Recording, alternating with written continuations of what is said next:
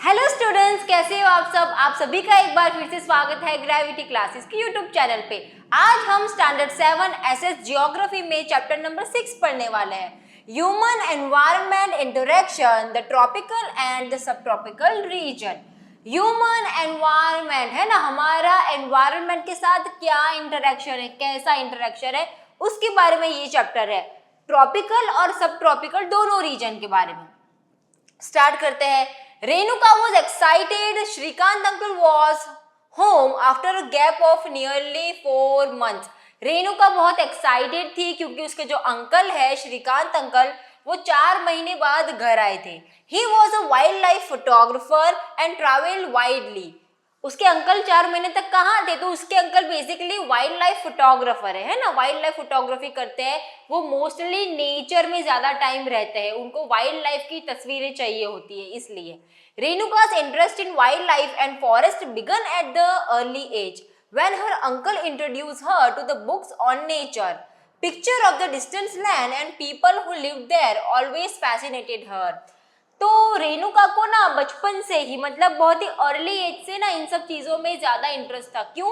क्योंकि उसके जो अंकल हैं ना वो वाइल्ड लाइफ फोटोग्राफर थे, तो इसलिए उन्होंने जंगल की बातें, वाइल्ड लाइफ की बातें उनकी बुक्स से उसे पहले ही इंट्रोड्यूस कर दिया था। तो वहाँ के लोग उनके मतलब कैसे रहते हैं, क्या करते हैं, इस सब में उसको बहुत ज़्यादा इंटरेस्ट था।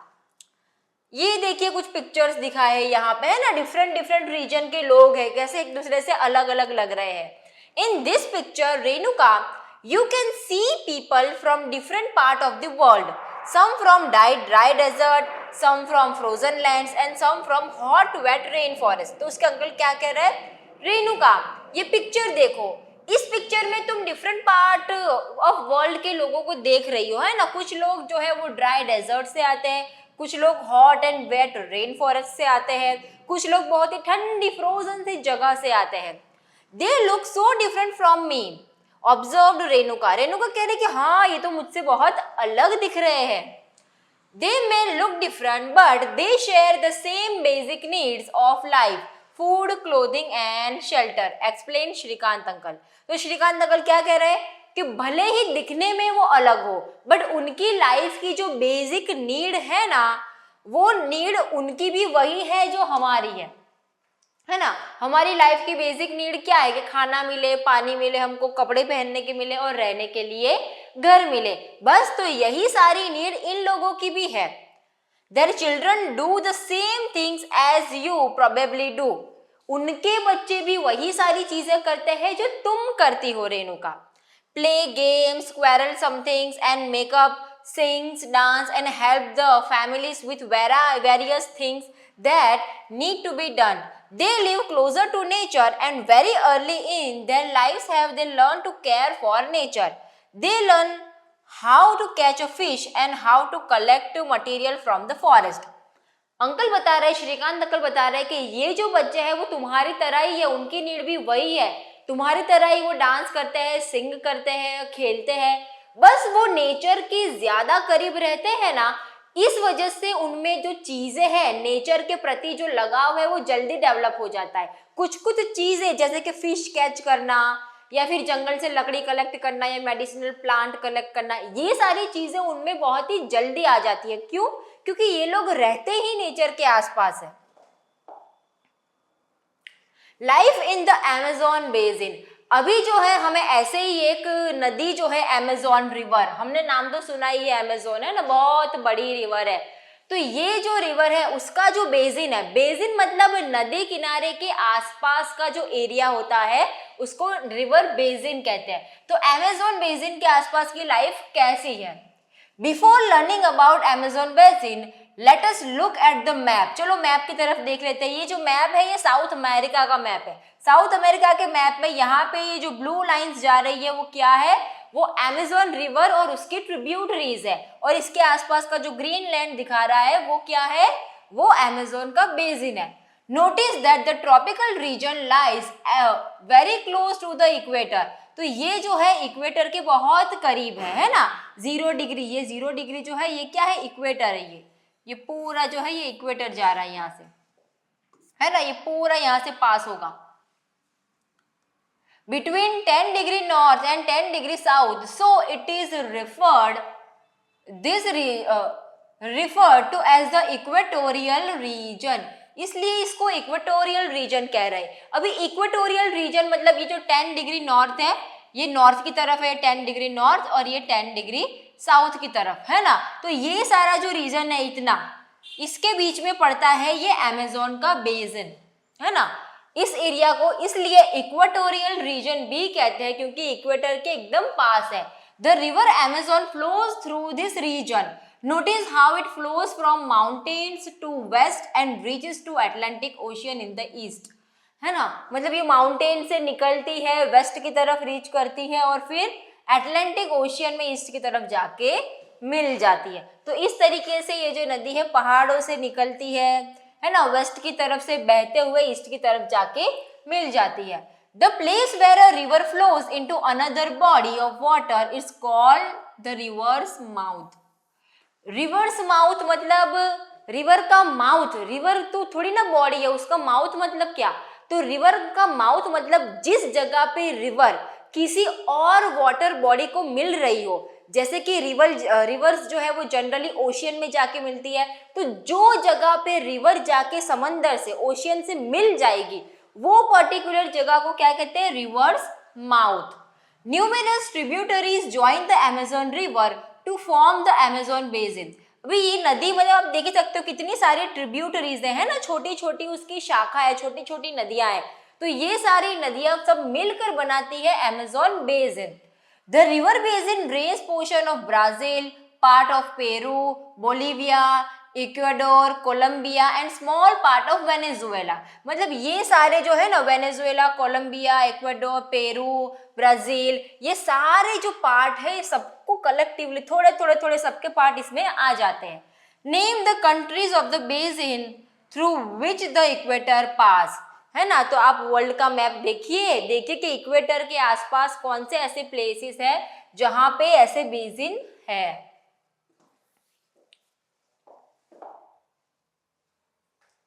क्लाइमेट कैसा है वहां का, चलो। As you now know, the Amazon basin stretches directly on the equator and it's characterized by hot and wet climate throughout the year. Both day and nights are almost equally hot and humid. अभी हमको पता है कि जो Amazon basin है वो तो equator के आसपास है, इक्वेटोरियल रीजन में है, तो यहाँ पे गर्मी तो ज्यादा होने वाली ही है, ठीक है। तो यहाँ पे बस वही है कि गर्मी दिन में भी उतनी है और रात में भी उतनी गर्मी होती है ना, और एकदम ह्यूमिड वेदर रहता है। ह्यूमिड मतलब एकदम मॉइस्चर वाला, जो एयर है उसमें मॉइस्चर ज्यादा है। द स्किन फील्स स्टिकी, इसलिए जो स्किन है वो स्टिकी फील करती है, एकदम चिपचिपापन महसूस होता है। हम अगर बात करें हमारे इंडिया में जब मॉनसून होता है ना, तो मॉनसून में एकदम चिपचिपापन फील होता है ना, क्योंकि उस टाइम जो एयर है उसमें मॉइस्चर ज्यादा होता है, वाटर वेपर ज्यादा होती है। और तो यहाँ पे तो ऑलमोस्ट एवरीडे का ही ये है scene. The rains almost every day, that too without much warning. यहाँ पे रेन भी रोज होती है, बारिश भी रोज होती है। The day temperature are high with very high humidity, at night the temperature goes down but the humidity remains high. दिन में क्या होता है, गर्मी तो बहुत ज्यादा रहती है ना, बहुत ही हॉट होता है और ह्यूमिडिटी भी ज्यादा होती है, चिपचिपापन भी ज्यादा होता है। रात को टेम्परेचर थोड़ा सा कूल डाउन होता है बट ह्यूमिडिटी उतनी ही ज्यादा होती है। तो हवा में जितनी ज्यादा ह्यूमिडिटी होगी उतना ही ज्यादा हमें ना वो गर्मी फील होती है। रेन फॉरेस्ट, चलो rain forest, As it rains heavily in this region, thick forests grow. तो इस रीजन में बहुत ही ज्यादा बारिश होती है, हैवी रेन होती है, इस वजह से एकदम थिक, एकदम घने घने फॉरेस्ट है यहाँ पे। The forests are in fact so thick that the dense roof created by leaves and branches does not allow the sunlight to reach the ground. यहाँ के जो फॉरेस्ट है वो इतने डेंस है, इतने घने जंगल है कि जो बड़े बड़े ट्रीज है उनकी जो ब्रांचेस, उनकी जो टहनियाँ निकल रही है, उनके जो लीव्स निकल रहे हैं वो इतने ऊपर जाके घने हो जाते हैं कि जो सनलाइट है ना वो ग्राउंड तक पहुंच ही नहीं पाती है ना, क्योंकि ऊपर ही इतने घने घने जंगल है कि नीचे तक ग्राउंड तक सनलाइट भी नहीं पहुंच पाती है। The ground remains dark and damp, इस वजह से जो ग्राउंड है वो एकदम डार्क, अंधेरे वाला और डैम्प, मॉइस्चर वाला रहता है। ओनली शेड टॉलरेंट वेजिटेशन में ग्रो हियर, तो ऐसे वेजिटेशन मतलब ऐसे प्लांट जो शेड टॉलरेंट है, शेड टॉलरेंट मतलब जो प्लांट होता है ना जो हम घर में छांव में उगाते हैं, वैसे वाले प्लांट ही यहाँ पे सरवाइव कर पाएंगे। क्यों? क्योंकि ग्राउंड तक तो पहुंचते ही नहीं है sunlight. Orchids, bromeliads grows as plant parasites, है ना, तो ऐसे ऐसे प्लांट यहाँ पे उगते हैं। The rain forest is rich in fauna, तो ये जो रेन फॉरेस्ट है, इतना बड़ा फॉरेस्ट है, तो वहां पे बहुत सारे एनिमल्स भी होंगे, राइट तो यहाँ पे बहुत सारे फौनाज है, फौना मतलब एनिमल्स, उस जगह पे पाए जाने वाले animals. Birds such as toucans, hummingbirds, macaw with their brilliantly colored plumage, oversized bills for eating make them different from birds we commonly see in India। तो यहाँ पे ऐसे ऐसे बर्ड पाए जाते हैं जो हमने इंडिया में शायद कभी देखे भी नहीं होंगे, क्योंकि यहाँ पे तो होंगे ही नहीं, राइट ये देखिए टॉकन्स, ये कैसा बर्ड दिखाया है ना, उसका बीक जो है वो कितना बड़ा है ना, ऐसा हम जनरली यहाँ पे नहीं देखते हैं, ऐसे सारे बर्ड्स हैं। These birds also make loud sound in the forest, ये जो बर्ड है वो बहुत ही लाउड साउंड प्रोड्यूस करते हैं। Animals like monkeys, sloth and ant eating tapirs are found here, तो ये जो टपीर है ये वाला एनिमल ये भी यहाँ पे पाया जाता है। Various species of reptiles and snakes also thrive in this jungle, बहुत सारे reptiles, snake वो भी वहां पे पाए जाते हैं। Crocodile, snake, pythons abound, anaconda and boa constrictor the some of the species. Beside the basin is home to thousands of species of insects, यहाँ पे बहुत सारे एनिमल्स भी हमको बताया, रेप्टाइल्स भी है यहाँ पे, बर्ड्स भी है, इसके अलावा बहुत सारे insect, thousand of species of insect भी है यहाँ पे। Several species of fishes including the flesh eating piranha fish is also found in the river। Fishes की भी बहुत सारी वेराइटीज है, उसमें से जो होती है ना पिराना, बहुत ही खतरनाक फिश होती है ना, फ्लैश ईटिंग होती है, जो शिकार करती है, वो भी ये रिवर में, अमेज़न रिवर में पाई जाती है। This basin is thus extraordinarily rich in the variety of life found there, है ना, मतलब ये बहुत ही रिच है इसके फौना में, बहुत सारे टाइप के एनिमल्स, इंसेक्ट्स, फिशेस, बर्ड सब पाया जाता है यहाँ पे। ऐसे ऐसे एनिमल्स हैं जिसके हमने कभी नाम भी नहीं सुने होंगे और कभी देखे भी नहीं होंगे। ये टपीर है, शायद ही आपने पहले देखा होगा, ये पाया जाता है अमेज़न बेसिन में, उसके फॉरेस्ट में। तो चलिए अब आगे देखते हैं people of the rain forest. Rain forest के जो लोग हैं वो किस तरीके से रहते हैं। People grow most of their food in small areas after clearing some trees in the forest. While men hunt and fish along the rivers, women take care of the crops. तो यहाँ पे कैसा है कि वहाँ पे जो लोग रहते हैं ना, जंगल है, जंगल को मतलब जंगल में इतनी सारी जमीन प्लेन नहीं होती, वहाँ पे ट्रीज होते हैं, प्लांट्स होते हैं, घिरा हुआ रहता है।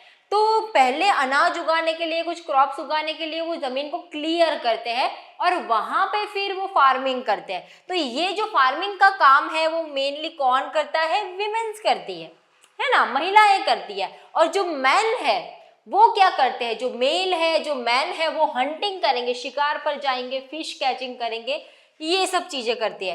दे mainly grow tapioca, pineapple and sweet potato, वो टेपियोका, पाइनएप्पल, स्वीट पोटैटो जैसी चीजें उगाते हैं।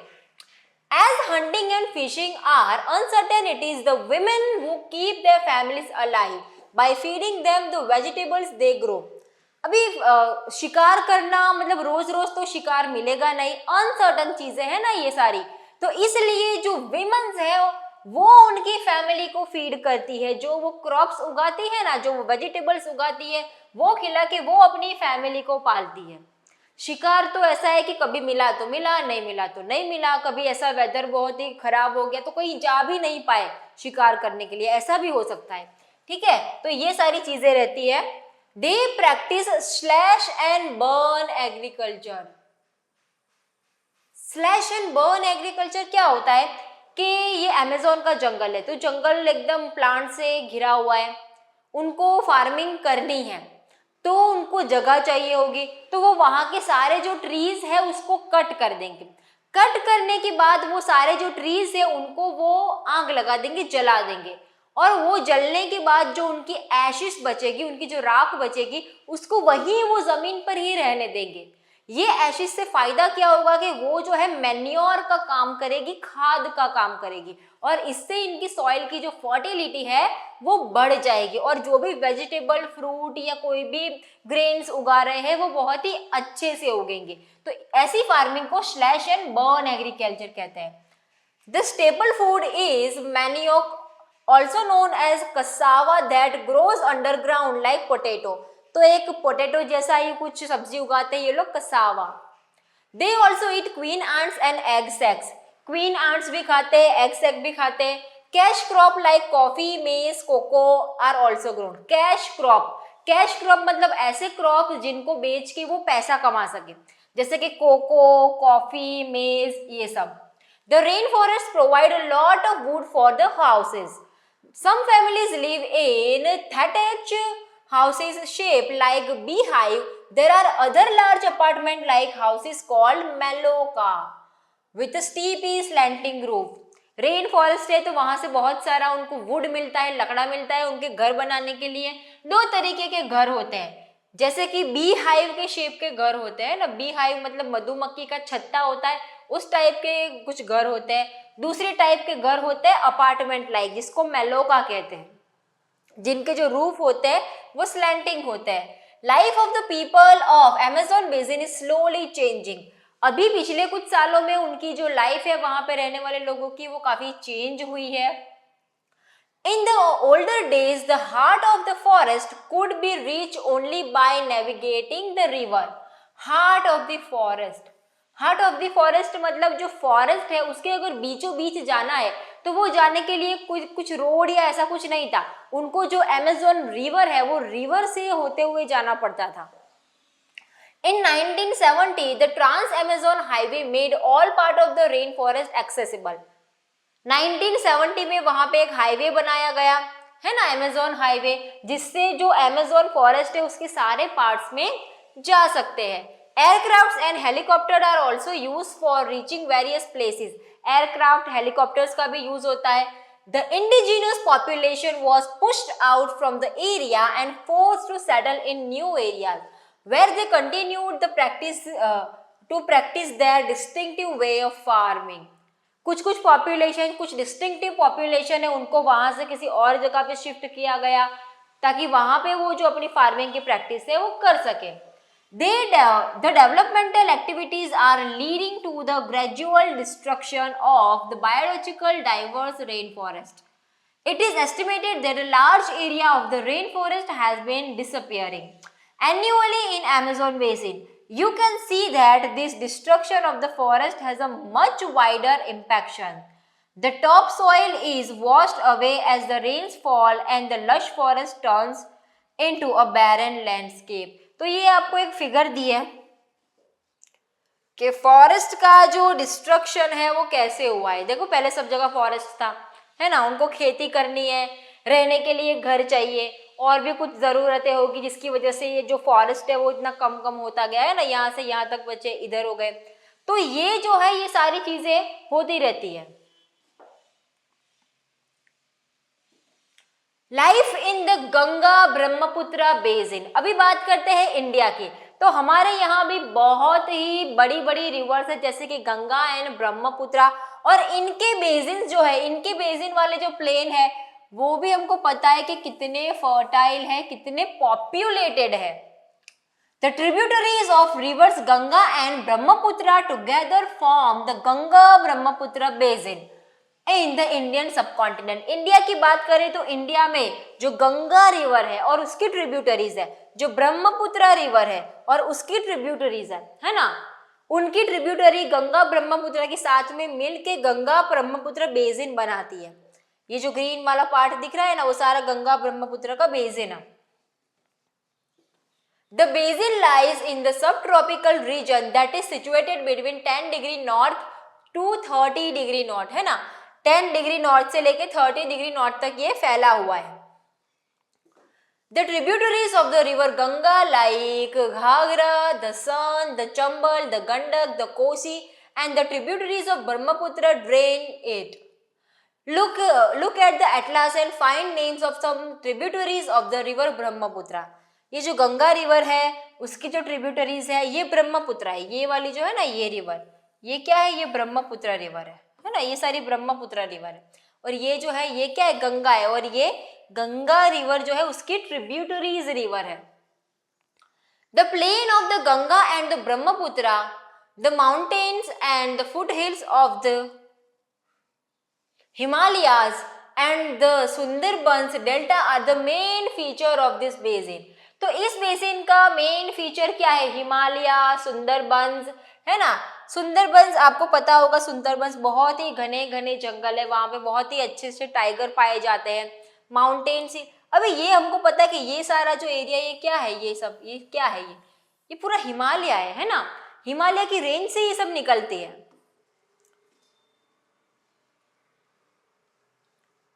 Oxbow lakes dot the plain area. The area is dominated by monsoon climate. ये जो एरिया है, ये जो गंगा ब्रह्मपुत्र बेसिन है, वहां का क्लाइमेट कैसा है, मॉनसून क्लाइमेट है। The monsoon brings rain from the mid June to mid September.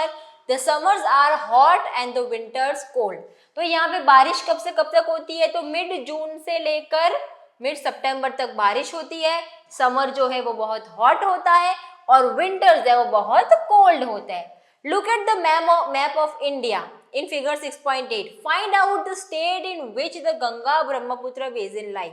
आपको स्टेट पता करना है कि कौन कौन से स्टेट में गंगा ब्रह्मपुत्र के बेसिन जो है वो लाई करते हैं, है ना। ये सारे कौन से स्टेट है, ये इतना बड़ा वाला ये है ना, ये कौन सा स्टेट है, ये कौन सा स्टेट है, ये सारे स्टेट, ये स्टेट आपको जो है पता करने के कहाँ कहाँ तक गंगा रिवर जो है और ब्रह्मपुत्र रिवर के जो बेसिन है वो फैले हुए है ना।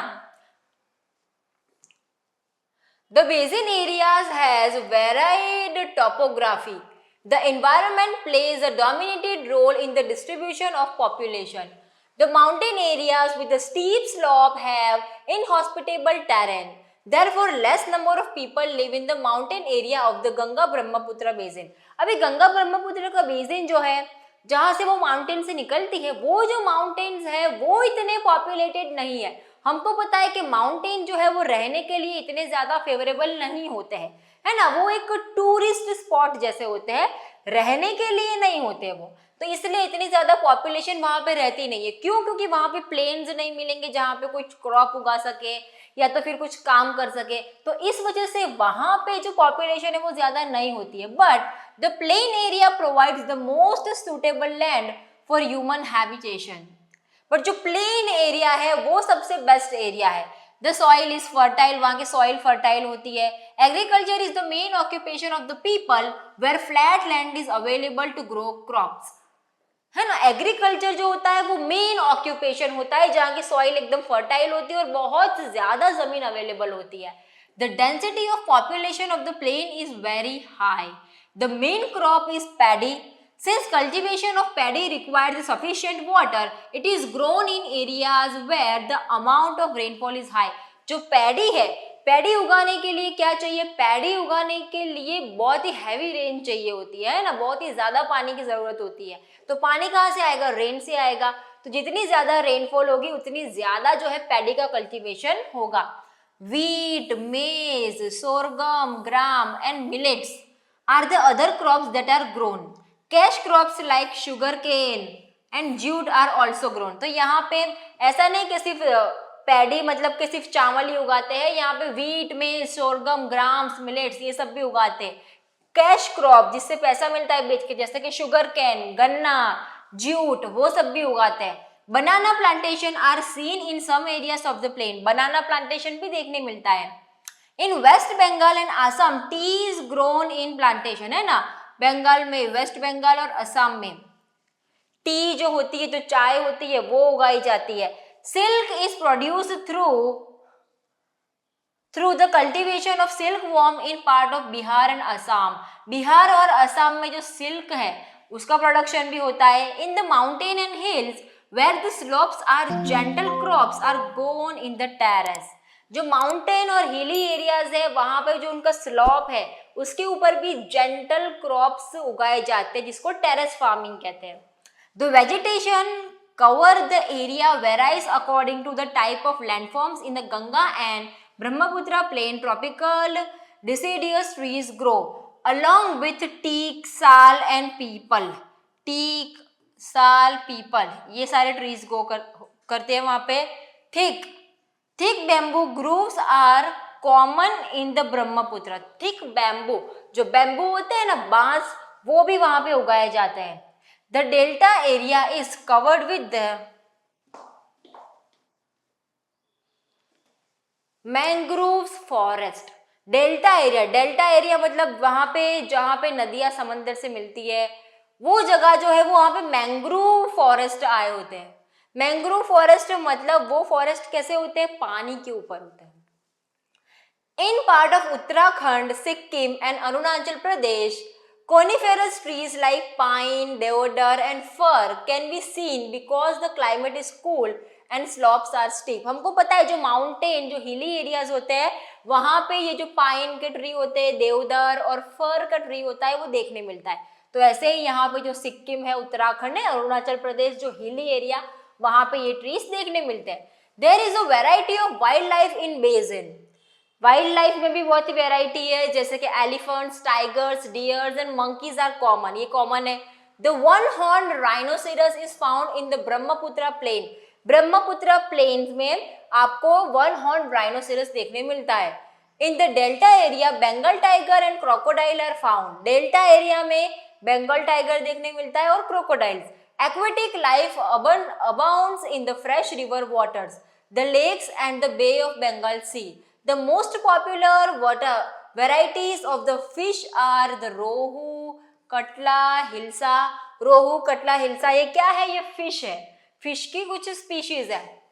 Fish and rice is the staple diet of the people living in this area. तो ये जो एरिया में रहने वाले लोग हैं इनकी डाइट में मेनली क्या होती है, फिश एंड राइस देखने मिलता है. यहाँ पे आपको कुछ पिक्चर दिया है, ये क्रोकोडाइल्स है, ये वन हॉर्न राइनोसेरस है.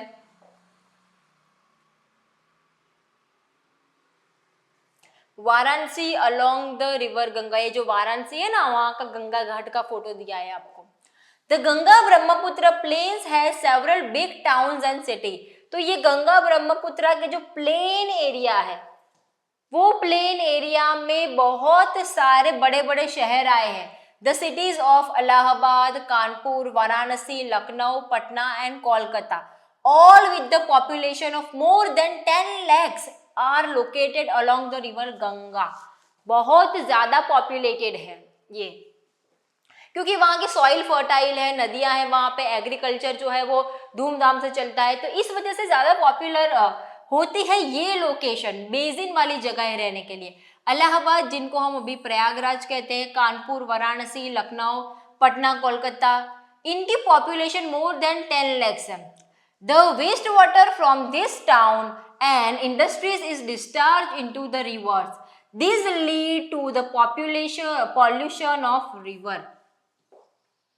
अभी इनके आसपास पॉपुलेशन ज्यादा है ये रिवर बेसिन के आसपास, तो यहाँ पे जो फैक्ट्रीज होगी या फिर जो वेस्ट वाटर निकलेगा घर से, हॉस्पिटल से, स्कूल से, बिल्डिंग से, वो सारा कहाँ जाता है, वो सारा जाता है हमारी रिवर्स के अंदर. तो ये जो भी गंदगी है वो जो हमारी रिवर को पॉल्यूटेड करती है. All the four ways of transport are well developed in the Ganga Brahmaputra basin. चारों जो हमारे ट्रांसपोर्टेशन के वे है वो बहुत ही मतलब डेवलप्ड है यहाँ पे. The plain areas has roadways and railways transport the people from the place to the another. The waterways is an effective means of transport. Port on the river Hooghly. The plain are also has the large number of airports. अभी यहाँ पे जो हम 4 veg कौन से, तो सबसे पहला रोडवेज हो गए है ना. रोडवे मतलब जो हमारे हाईवे है, नेशनल वेज है, वो सारे जो वेज है वो बहुत ही अच्छे डेवलप है. सेकंड इज रेलवे भी बहुत ही बढ़िया है, हमारी डेवलप है. फिर है वाटरवेज। वाटरवेज हमारी जो रिवर्स है वो काफी बड़ी है, तो वाटरवेज से भी जो है ट्रांसपोर्ट करते हैं। The waterways is an effective means of transport, particularly along the river. Kolkata is an important port on the river Hooghly. Kolkata जो है वो हुगली रिवर के ऊपर एक बहुत ही मेन पोर्ट है।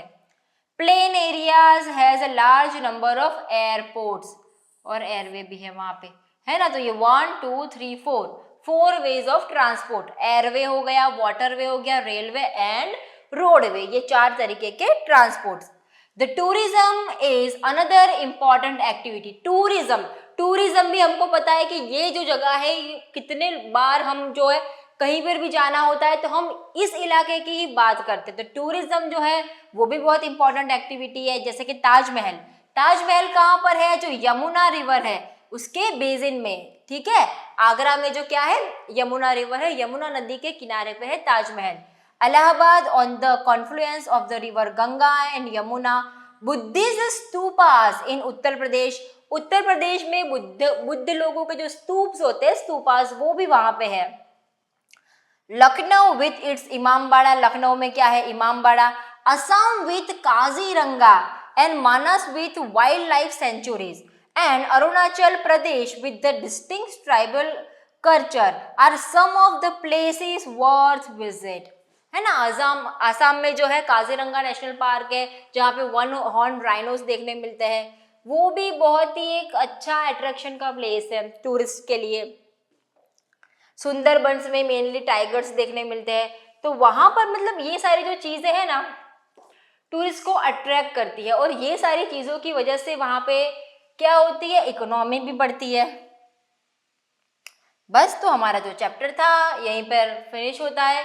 तो ये जो है हमने कुछ देखे कि ह्यूमन का नेचर के साथ इंटरेक्शन कैसा कैसा होता है ना।